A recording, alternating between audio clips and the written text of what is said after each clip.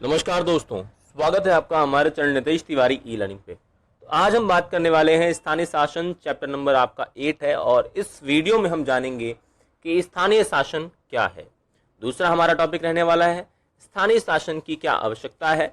तीसरा हमारा टॉपिक रहेगा स्थानीय शासन का विकास और चौथा हमारा टॉपिक रहेगा 73वें और 74वें संशोधन की मतलब संवैधानिक संशोधन की स्थानीय शासन में क्या भूमिका रही। चलिए, तो पहला हमारा क्वेश्चन रहेगा स्थानीय शासन क्या है। देखिए, गांव और जिला स्तर का जो शासन होता है उसे हम स्थानीय शासन कहते हैं। क्या कहते हैं? स्थानीय शासन कहते हैं। अब हमारे गांव में ग्राम पंचायत होती है, सरपंच होता है और सरपंच जो होता है उसके 5 और मतलब महत्वपूर्ण सहायक होते हैं। वे सारे मिलकर जो निर्णय लेते हैं और गांव को चलाते हैं वह स्थानीय शासन कहलाता है। और उसी के साथ अगर जिला स्तर में जो शासन व्यवस्था है वह भी स्थानीय शासन का ही हिस्सा होता है। अब हम बात करते हैं, क्या देश में जो शासन व्यवस्था है वह पूरी ही स्थानीय शासन है? जी बिल्कुल नहीं। हमारे देश में जो सरकार है उसके 3 स्तर अगर मैं बांटूं तो आपका पहला है केंद्र सरकार, दूसरा है राज्य सरकार और उससे भी सबसे छोटा होता है स्थानीय शासन। इस प्रकार से सत्ता का हमने विकेंद्रीकरण कर रखा है। मतलब हमने जो हमारे अधिकार है, जो सरकार के पास पावर है, शक्ति है, उसका हमने बंटवारा कर रखा है। ठीक है, आपको समझ आ गया होगा। दूसरा हमारा क्वेश्चन इसमें है स्थानीय शासन की क्या आवश्यकता है, स्थानीय शासन का क्या महत्व है। तो देखिए, जो स्थानीय शासन है वह कारगर और हितकारी है एक प्रकार से शासन व्यवस्था के लिए। कारगर मतलब बहुत अच्छा है, हितकारी मतलब लोगों को लाभ पहुंचाने लायक है। तो पहला यही है, स्थानीय शासन ये बहुत कारगर और हितकारी प्रशासन के लिए बहुत जरूरी है, मतलब शासन चलाने के लिए बहुत जरूरी है। दूसरा, स्थानीय शासन आम जनता के सबसे नजदीक का शासन है। दूसरा ये रहेगा, स्थानीय शासन आम जनता के सबसे नजदीक का शासन है। और तीसरा, आम नागरिक की समस्या और उनकी रोजमर्रा की जिंदगी स्थानीय शासन का ही विषय है। देखिए, अब अगर आपकी जो समस्या है आपके पड़ोस में ही सॉल्व हो जाए, आपके पास में ही सॉल्व हो जाए, आपको कहीं दूर ना जाना पड़े, किसी मशक्कत का, किसी मुश्किल का सामना ना करना पड़े, तो इससे अच्छा क्या हो सकता है। इसलिए स्थानीय शासन की यह भी एक महत्व इसका है। चौथा हमारा पॉइंट रहेगा, आम जनता के सबसे निकट का, सबसे नजदीक का शासन तो ये होता ही होता है। इसी कारण जो इसका समाधान है बहुत कम समय में और बहुत कम खर्चे में हो जाया करता है। तो यह स्थानीय शासन का बहुत अच्छा एक इसका महत्व है। ठीक है, तीसरा हमारा क्वेश्चन है स्थानीय शासन का विकास। देखिए, भारत में अगर मैं बात करता हूं तो स्थानीय शासन का जो विकास है, भारत में स्थानीय शासन ऑलरेडी बहुत पहले से था, मतलब बहुत पहले से ही विद्यमान था, बहुत लंबे समय से था।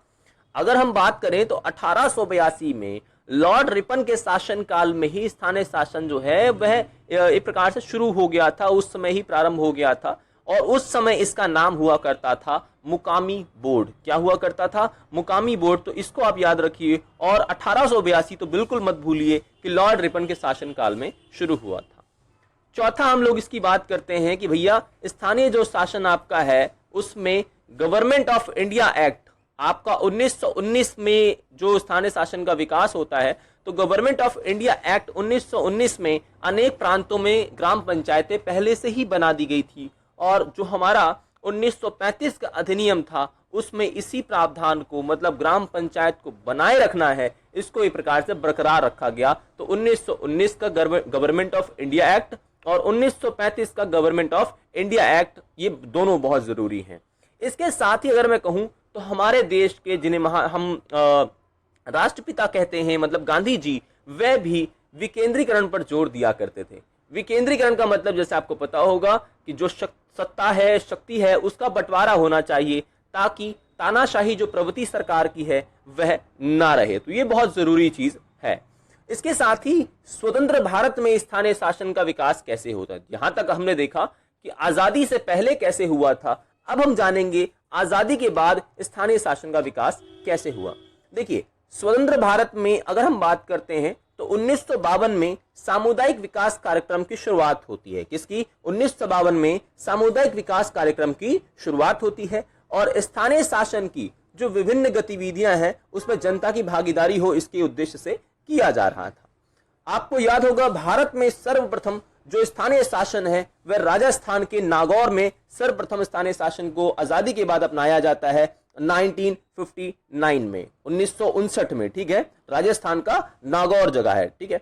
उसके साथ ही कुछ और प्रदेश थे जैसे गुजरात, महाराष्ट्र में भी 1960 में निर्वाचन द्वारा एक प्रकार से निकायों का, एक प्रकार से जो प्रणाली है निकायों की, वह अपनाई गई थी, लेकिन सर्वप्रथम राजस्थान था। तो ये रहा स्थानीय शासन का विकास कि किस प्रकार से स्थानीय शासन का विकास हुआ है।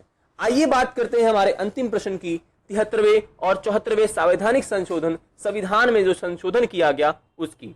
देखिए 73वां जो संवैधानिक संशोधन है वह स्थानीय शासन से है और 74वां नगर के स्थानीय शासन से है। तो दोनों बात याद रखिएगा, 73वां ग्रामीण स्थानीय शासन, 74वां नगर के स्थानीय शासन मतलब शहर के स्थानीय शासन। और 1989 में पीके थुंगन जो समिति थी उसने स्थानीय शासन को संवैधानिक दर्जा प्रदान करने की जो सिफारिश की थी 1989 में, 87 में से बनाया गया, 89 में इसने अपनी सिफारिश दी थी, ठीक है, याद रखिएगा। और इसी चीज को मतलब 73वें और 74वें संशोधन को 1992 में पारित कर दिया गया, मतलब संसद के दोनों सदनों ने इसे लागू कर दिया, मतलब पारित कर दिया, बना दिया, और एक साल बाद 1993 में इसे लागू कर दिया गया। इस प्रकार भारत में स्थानीय शासन का विकास होता है। और 1996 में जो आपके जनजातियां हैं मतलब एसटी हैं, उन्हें भी स्थानीय शासन के अंतर्गत शामिल कर लिया गया। तो चैप्टर का एक स्मॉल इंट्रोडक्शन के साथ बहुत ज्यादा जो इंपॉर्टेंट टॉपिक्स का था वो मैंने लगभग इस वीडियो में ही करवा लिया है। अगर आप चैनल पर नए हैं, चैनल को सब्सक्राइब कर ले, बेल आइकन को जरूर दबा दें। इसी के साथ दोस्तों, जय हिंद, जय भारत।